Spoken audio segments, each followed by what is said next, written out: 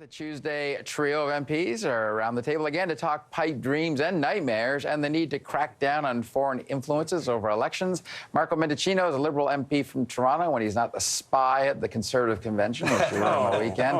Michelle Rempel is a Conservative MP from Calgary. And here with a happy face in solidarity with his BC NDP colleagues is NDP MP Murray Rankin. Welcome to you all. Thanks, Tom. All right, Michelle, I got to go to you. These guys came out and said, well, use every tool in the toolbox to stop Kinder Morgan. Your party went after the Prime Minister today. Realistically, what do you want the government in Ottawa to do? Well, Justin Trudeau has a problem. So his BC caucus does not want this pipeline to go forward because they know that their electoral prospects are dim should they do that. I mean, that's a very public issue. So he's got a caucus saying, I don't want to do this. But then he's got an economy that depends on the sustainable development of our energy sector. So this is what I predict Justin Trudeau will do, because he looked very nervous talking about this afternoon. He's going to continue silently killing the energy sector through things like the tanker ban, the carbon tax, which was supposed to buy social license for pipelines. That was a hashtag fail, I think. Continuing to not address the skilled labor issue moving out of my province, and then sort of go like this. Okay, provinces, you guys fight it out amongst themselves. That's the political play here. So, Marco's going to come out and say the Prime Minister said this and that. But what I expect, and, if we talk about this in 6 months, the Prime Minister, like the marijuana issue, all of that stuff, this Prime Minister, Justin Trudeau, divests things to the province. Mm-hmm. And that's what's going to happen here. And who's going to be... Everybody that's forgotten in this are the workers of the energy sector. And, for the people who've been out of work in my province that propped up the Canadian economy for years, that's really who gets hurt here. And it's a matter of politics, and that's really seriously disgusting. Murray, this is a federal issue. This isn't a provincial issue. It's both. I think it's fair to say it's primarily construction federal. permits maybe at the provincial level. And cutting permits and wildlife and the like. But you're right, it's primarily an interprovincial pipeline, so the federal government has final say, I think. But there's going to be a war, though, right, between Alberta and BC? One of the things that people need to remember is John Horgan, the Premier in waiting, it appears, and Premier Notley go back a long way. They're friends. They can work things out. That's how people do things in Canada. We find compromise. We find common ground. Very friendly right now, but anyway. She's looking after the interests of her province, and of course, Mr. Horgan is doing the same. But they'll find a way. They always do. We always, as Canadians, manage to find a way. Premier Notley's been very strong on climate change. This was part of that positioning with the pipeline and so forth. And I think that we should be optimistic about finding our way through this. All right, Marco. The only criticism we can really say about Trudeau is he hasn't put his shoulder behind the wheel of this thing and really pushed it forward yet. Is that something he has to do more of? I don't know how you say that, given the fact that we approved the pipeline, which is something that Michelle's government couldn't do. The application for the pipeline was filled in 2013. They had 3 years or 2 years to do it, I beg your pardon, and couldn't get it done.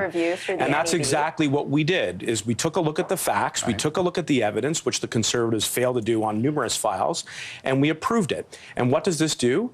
It will hopefully create up to 15,000 jobs for Albertans and people who live in British Columbia.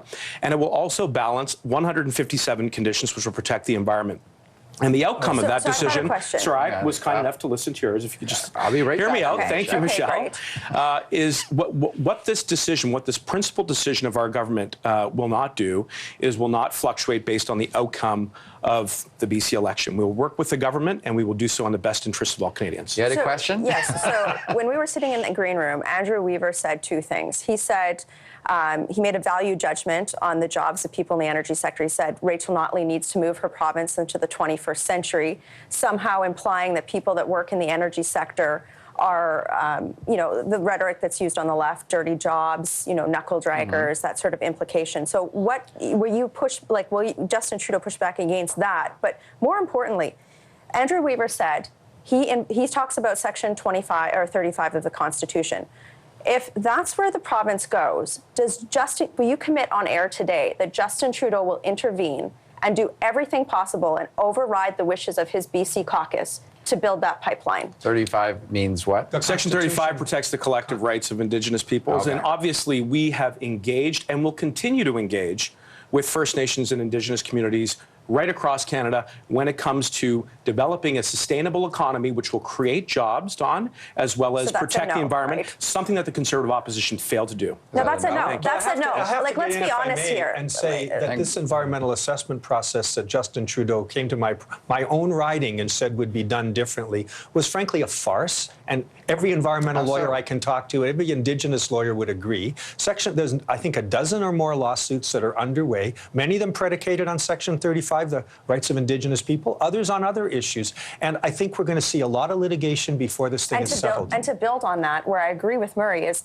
not only is it a farce, because they haven't managed to do anything, they've completely destabilized the regulatory system, which is a determinant to investment. Right. So they've failed to, do anything that Murray talks about, but they've also said to the world, don't invest in the energy sector. Yeah, and Marco won't answer my question. Well, I think I because did. the Liberals will not take a position on this. I think I and did. there are 200,000 people out of work in my province, Marco, and I'm so tired of this government completely forgetting them, especially on a day like this, where you've got Andrew Weaver saying things like that. You guys have to show leadership. Okay, Marco? I understand the frustration, Michelle, but until you acknowledge that there are decisions made by this government which are based in fact and evidence, including the approval of this pipeline, then it's hard to have a constructive discussion. And the last word I would say on it, Don, is my friends to the right don't agree on a lot, and certainly climate change is one of them.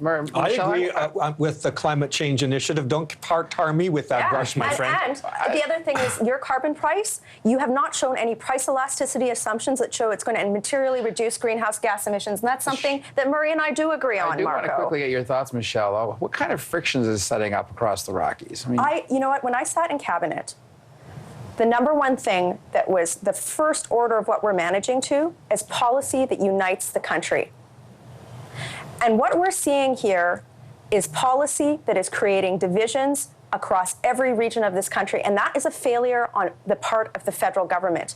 Justin Trudeau has to stop sending dog whistles into different parts of the country, speaking in Calgary one day, Houston on one day, Vancouver on another, and just say, look, this sector is good for our economy. Murray, quick thought to you on how this affects Alberta-BC relations? I hope we can, as I said earlier, take advantage of the fact that there's a personal friendship between Mr. Horgan and Ms. Notley, and I think that they're going to find a way forward. I think the lack of federal leadership is clear, and I think I agree with Michelle on that. I think the fact that they've sold out the environmental assessment process is something we have to come back to. I think First Nations are going to be key in this particular file. Very short answer. You've got the NDP and Conservatives getting together on this. Well, so I you're actually the bad think guy. you have to peel back the layers, but very, very succinctly, what Canadians want is a balance of the competing interests between creating an economy that works for them, which we are doing, as well as protecting the environment. More action. And this decision reflects both of those principles. Thanks, that was very good, Mark. Well, oh my goodness, I didn't think that was possible. All right.